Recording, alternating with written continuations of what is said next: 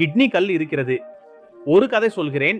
25 வயது இளைஞன் எங்களிடம் வந்தான். அவனுக்கு 10 mm அளவிலான கிட்னி குழாயில் கல் சிக்கி இருந்தது. அவனுக்கு 2 முறை வலி ஏற்பட்டது. அவனுக்கு அறுவை சிகிச்சை செய்ய வேண்டும் என்று நாங்கள் கூறினோம். ஆனால் அவன் அதை புறக்கணித்து விட்டான். 1 வருடம் கழித்து அவன் மீண்டும் தனது கிட்னியை அகற்றிக் கொள்ள வந்தான்.